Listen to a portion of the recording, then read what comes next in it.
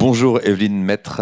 Bonjour. Vous êtes consultante en tourisme et vous avez participé à ces rencontres Tourisme Bretagne 2022 sur la thématique de l'identité territoriale qui constitue un moteur de l'expérience touristique. Mais sait-on vraiment ce que c'est? Quelle est votre définition de l'identité territoriale? Si on découpe déjà les deux mots.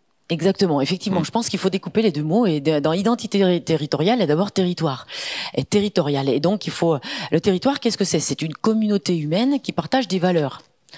Et donc par rapport à ces valeurs, c'est bien, ça va bien au-delà de l'espace, quoi. Hein. C'est pas qu'un espace qu'on traverse, quoi. C'est un espace approprié par des habitants. Et donc l'identité par rapport à tout ça, c'est la vocation. En tout cas, c'est mon point de vue, c'est la vocation du territoire. C'est ce que le territoire va décider à un moment donné de mettre en avant, le cas échéant de mettre en tourisme.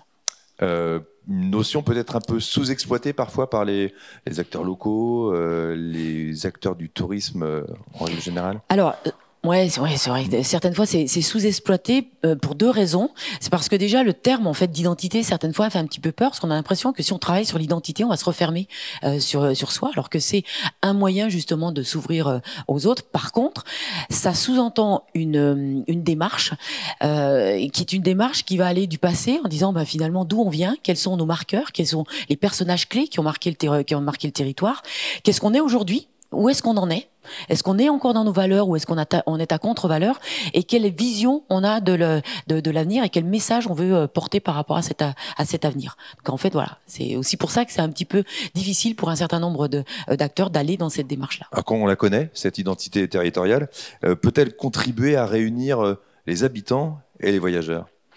Alors, elle contribue à réunir ces deux types de personnes parce qu'en fait, elle donne de la force en fait à l'hôte, c'est la personne qui accueille, à l'accueillant. Elle donne de la force parce qu'en fait, il sait qui il est. Et elle lui permet de dire à cet hôte, en tout cas moi c'est un petit peu ce que je pense, bienvenue chez nous. C'est-à-dire qu'en fait, voilà, vous êtes bien entendu les bienvenus. Par contre, vous êtes dans un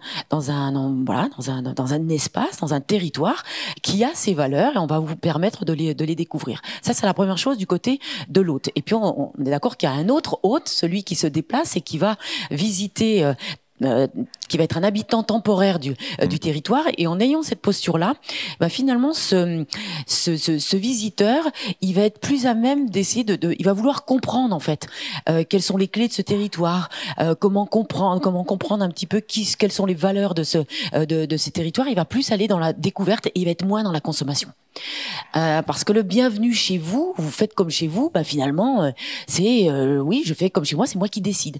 Alors là, c'est pas tout à fait ça. Donc je pense que c'est une rencontre qui est beaucoup plus culturelle et le tourisme, c'est une rencontre culturelle, donc on est pile poil dedans. Merci beaucoup Evelyne Maître pour cet éclairage sur l'identité territoriale. Merci.